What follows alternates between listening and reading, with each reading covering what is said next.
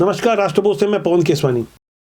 23 साल के युवा छत्तीसगढ़ में छठवीं सरकार बनी है। जब छत्तीसगढ़ का निर्माण हुआ था 1 नवंबर सन 2000 को, तब से लेके अब तक सियासत बहुत कुछ बदल चुकी है। राष्ट्रभोज की इस विशेष पेशकश में हम आपको छत्तीसगढ़ सियासतनामा से जोड़ेंगे।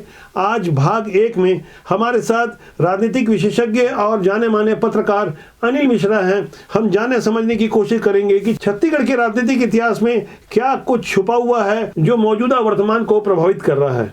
अनिल जी, आपका स्वागत है राष्ट्रभोज की इस विशेष पेशकश में। नमस्कार। सियासतनामा जैसे इसका नाम है, समझने की कोशिश करेंगे कि 1 नवंबर सन 2000 को जब छत्तीसगढ़ का निर्माण हुआ, तब उससे पहले 98 में अविभाजित मध्य प्रदेश में जो चुनाव हुए थे, उसमें छत्तीसगढ़ के हिस्से में कांग्रेस को कुल 48 सीटें मिली थी और तब कांग्रेस की सरकार बनी थी। अजीत प्रमोद कुमार जोगी मुख्यमंत्री बने थे। शपथ ग्रहण के दौरान ही पता चला कि उनका पूरा नाम अजीत प्रमोद कुमार जोगी है। मौके का मैं खुद गवाह था। अनिल जी, आपके साथ भी तमाम ऐसी बातें जुड़ी है, वो इतिहास आपने देखा है। अपनी लंबी पत्रकारिता में आपने क्या महसूस किया? छत्तीसगढ़ की शुरुआती राजनीति के बारे में बताएंगे कि किस तरह से सन 2000 के बाद धीरे धीरे राजनीति यहाँ करवट लेती गई। एक तरह से अजीत जोगी को कांग्रेस हाईकमान ने छत्तीसगढ़ के विधायक दल के ऊपर थोपा था। जो 48 कांग्रेस के विधायक थे वो स्पष्ट रूप से दिग्विजय सिंह और विद्याचरण के खेमों में बटे हुए थे।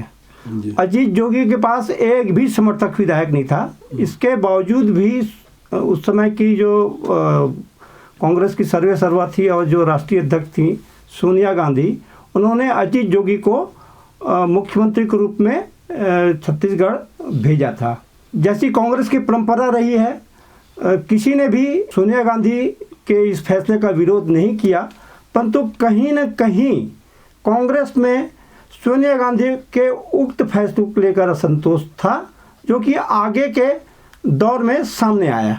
छत्तीसगढ़ का निर्माण हुआ, अजीत जोगी मुख्यमंत्री बन गए। भारतीय जनता पार्टी ने छत्तीसगढ़ निर्माण के करीब 4 महीने बाद फरवरी 2001 में ताराचंद साहू, जो दुर्ग के सांसद थे, उन्हें प्रदेश का अध्यक्ष बनाया। उस समय की भारतीय जनता पार्टी तकरीबन 40 विधायकों वाली थी और कांग्रेस 48 की संख्या में थी, यानी बहुमत से 3 ज़्यादा थे। उसके बावजूद जिस तरह से अजीत जोगी की राजनीति हुई, कांग्रेस में किस तरह वो हावी होते गए, थोड़ा इस बारे में प्रकाश डालेंगे। अजीत जोगी एक नौकरशाह थे और नौकरशाह होने के बाद वो राजनीति में आए थे।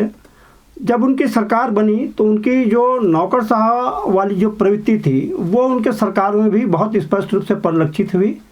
जोगी के सरकार में लगभग वो वन मैन शो थे। उनके मंत्रिमंडल में जितने भी सदस्य थे, शायद फैसले लेने का अधिकार किसी भी मंत्री के पास नहीं था और अजीत जोगी जो करे वही सर्वमान्य होता था।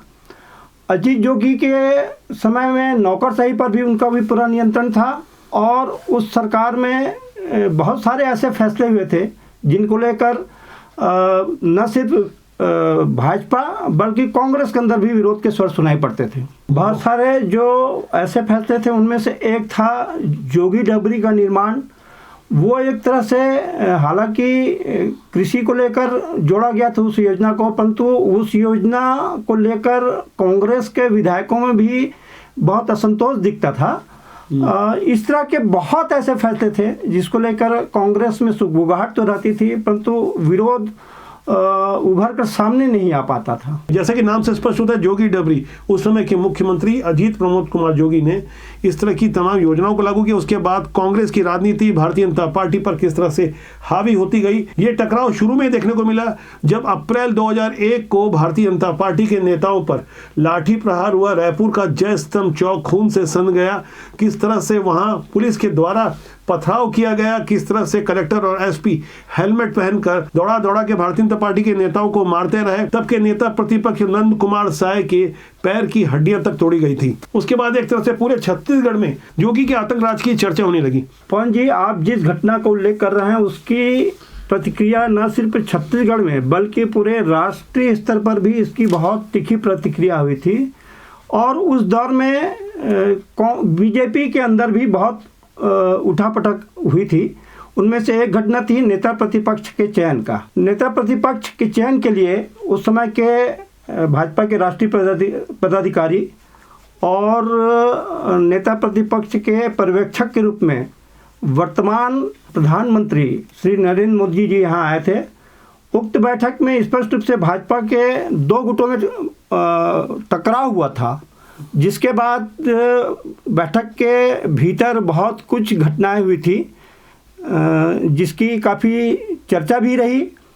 और उक्त घटना के बाद जो उस समय नेता प्रतिपक्ष के मजबूत दावेदार माने जाते थे बृजमोहन अग्रवाल, उनको पार्टी से निष्कासित किया गया था और नेता प्रतिपक्ष के रूप में नंद कुमार साय की नियुक्ति हुई। इस घटना से याद है न केवल बृजमोहन अग्रवाल बल्कि प्रेम प्रकाश पांडे, देवजी भाई पटेल, निरुपमा चंद्राकर जैसे कई नेताओं को करीब 17 महीने तक पार्टी से निलंबित रखा गया था। लेकिन उस निलंबन अवधि से पहले भारतीय जनता पार्टी ने जिस तरह से खुद को यहाँ खड़ा करने के लिए मशक्कत की, ताराचंद साहू जो प्रदेश भाजपा अध्यक्ष थे, उनके कार्यकाल में अजीत जोगी ने सबसे पहले मरवाही से एक भारतीय जनता पार्टी के विधायक रामदयाल उइके को तोड़ा। उसके बाद 12 अन्य विधायकों को कांग्रेस में शामिल कराया। उस एपिसोड के बारे में कुछ जानकारी देंगे? अजीत जोगी अपने पार्टी के अंदर कांग्रेस विधायकों की निष्ठा को लेकर कितना सशंकित थे, ये भाजपा के 13 विधायकों को तोड़ने की घटना से पता चलता है। जो कांग्रेस उस समय विधायक थे वो दिग्विजय सिंह और विद्याचंद के समर्थक माने जाते थे। संभवतः अजीत जोगी को हर समय डर बना रहता था कि कहीं उसकी सरकार उनके पार्टी के विधायक न गिरा दे। इसी वजह से उन्होंने भाजपा को तोड़ने का काम किया।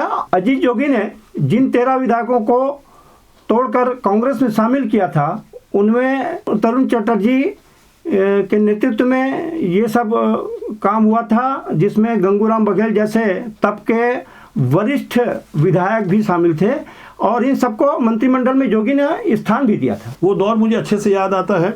छत्तीसगढ़ भारतीय जनता पार्टी के पहले प्रदेश अध्यक्ष ताराचंद साहू करीब 11 महीने प्रदेश अध्यक्ष रहे। उनके कार्यकाल में पहले रामदयाल उइके, उसके बाद तरुण चटर्जी के नेतृत्व में 12 अन्य विधायकों ने भारतीय जनता पार्टी छोड़ी थी। उस दौरान उन्हें हार्ट अटैक आया था, उनका दिल्ली के एम्स में ऑपरेशन हुआ और 11 महीने तक प्रदेश अध्यक्ष रहने के बाद अचानक लखीराम अग्रवाल, जो कि अविभाजित मध्य प्रदेश के अध्यक्ष रह चुके थे, वो अध्यक्ष बनाए गए। ये राजनीति में एक चौंकाने वाली घटना थी। उनके अध्यक्ष बनने को लेकर उस समय हालांकि भारतीय जनता पार्टी के अंदर ही काफी सीनियर और जमीनी नेता संतुष्ट नहीं थे, लेकिन उस समय लखीराम अग्रवाल भारतीय जनता पार्टी के पितामह कहलाते थे। उनके अध्यक्ष बनने के चंद महीने बाद डॉक्टर रमन सिंह केंद्रीय राजनीति से प्रदेश की राजनीति में आते हैं। तब वो उद्योग राज्य मंत्री थे। केंद्र में अटल बिहारी वाजपेयी जी की सरकार थी।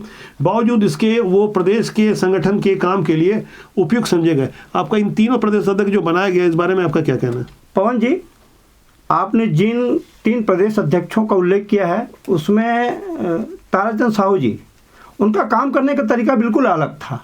वो बड़े जमीनी नेता थे और वो चाहते थे कि छत्तीसगढ़ में आगे चलकर भाजपा की एक मजबूत टीम बने, परंतु जो दल बदल की घटना हुई, कहीं न कहीं उसके बाद उसको बड़ा एक सेटबैक लगा।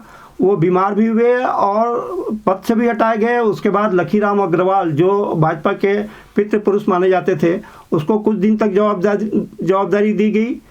और जब चुनाव 2003 का नज़दीक आया, तब केंद्रीय नेतृत्व कहीं महसूस हुआ कि एक नौजवान और एक नए नेतृत्व की जरूरत है छत्तीसगढ़ को। उस स्थिति में पहला नाम आया था अभी वर्तमान में जो महाराष्ट्र के राज्यपाल हैं रमेश बैस जी, जो उस समय रायपुर के सांसद होते थे और केंद्र में मंत्री भी थे। परंतु रमेश बैस जी ने शायद उस समय हिम्मत नहीं दिखाई। उसका फ़ायदा मिला तत्कालीन उद्योग राज्य मंत्री केंद्र में जो थे रमन सिंह जी को। और उसके बाद की जो घटनाएं हैं वो छत्तीसगढ़ का एक नया इतिहास। उस समय अच्छी तरह से मुझे भी याद है कि जब हम संगठन को कवर करते थे, भारतीय जनता पार्टी कांग्रेस दोनों की राजनीति देखा करते थे, तब भारतीय जनता पार्टी ने संगठन महामंत्री के रूप में संजय जोशी की नियुक्ति की थी। उस समय अजीत जोगी के खिलाफ में युवा मोर्चा के लोगों को एक नारा दिया गया था, भाग जोगी भाग, आग लगी है आग। इस तरह के उत्तेजक नारे लगातार आंदोलनों के माध्यम से प्रस्तुत किए जा रहे थे। लेकिन जोगी शासन का जो दमन था, जिस तरह से लाठीचार्ज हुआ, उसके बाद एक के बाद एक न केवल भारतीय जनता पार्टी बल्कि मीडिया के लोगों को भी जेल में डाला जा रहा था। जिस तरह की दमन की राजनीति हो रही थी, उस दौरान एक घटना हुई थी। उस समय की एनसीपी, जिसे विद्याचंद्र शुक्ला लीड कर रहे थे, जिन्हें छत्तीसगढ़ का मुख्यमंत्री नहीं बनाया गया था, तो नाराज थे। उन्होंने अपने फॉलोअर को मिलाकर छत्तीसगढ़ में एक मजबूत एनसीपी खड़ी की थी तब उनकी पार्टी के कोषाध्यक्ष राम अवतार जग्गी की एक रात अचानक हत्या कर दी गई और उस हत्याकांड की जांच सीबीआई के द्वारा की गई। तब चौंकाने वाली बात सामने आई कि उस समय की राज्य पुलिस ने जिन लोगों को इस हत्याकांड में गिरफ्तार किया था वो तो शामिल ही नहीं थे, बल्कि तत्कालीन मुख्यमंत्री के पुत्र अमित जोगी उनके साथी शामिल थे। ऐसी आतंकी राजनीति के बारे में आप कुछ प्रकाश डालेंगे, उस समय क्या हो रहा था? पवन जी, जो जग्गी हत्याकांड था वो छत्तीसगढ़ की पहली राजनीतिक हत्या थी और उक्त घटना की काफी कड़ी प्रतिक्रिया हुई थी और आगे चलकर जो अजीत जोगी को सरकार गंवानी पड़ी उसमें उक्त घटना की एक बड़ी भूमिका रही थी। जग्गी हत्याकांड के पीछे निश्चित रूप से और घोषित तौर पर बाद में जो साबित भी हुआ अमित जोगी का सीधा हाथ था। हालांकि जग्गी हत्याकांड की जांच सीबीआई ने की थी और अमित जोगी को एक प्रमुख षड्यंत्रकर्ता के रूप में जेल भी भेजा गया था। हालांकि बाद में वो न्यायालय से बरी हो गए थे, परंतु उक्त जो दाग लगा था अजीत जोगी और उसके परिवार पर, वो जोगी परिवार आखिरी तक उस दाग से मुक्त नहीं हो पाए। जग्गी हत्याकांड के बाद जो घटनाक्रम हुआ उसमें न सिर्फ जोगी परिवार बल्कि कांग्रेस भी कमजोर हुई। हालांकि तत्कालीन कांग्रेस हाईकमान ने उक्त घटना के बावजूद भी जोगी के खिलाफ कार्रवाई करने की हिम्मत नहीं दिखाई, जिसका दुष्परिणाम आगे चल के कांग्रेस को लगभग 15 सालों तक भोगना पड़ा। उससे पहले अजीत जोगी जो अपनी कलेक्टरी छोड़कर राजनीति में आए थे, राज्यसभा के सांसद बने, लोकसभा के सांसद बने, छत्तीसगढ़ के मुख्यमंत्री बने, बावजूद इसके लगातार खुद को साबित करने के लिए कई बार ऐसी हरकतें उनसे होती रही जो छत्तीसगढ़ की शांत फिजा के अनुकूल नहीं थी। अजीत जोगी अच्छी तरह जानते थे, जमीनी सर्वे करवाते थे, जातिगत समीकरण को भी तोलते थे, छोटे छोटे जाति समूह के लिए अलग अलग आयोजन करते थे। उनकी राजनीति मूलतः जाति आधारित थी। जिस तरह से उन्होंने खुद को आदिवासी साबित करने में कोई कोर कसर नहीं छोड़ी।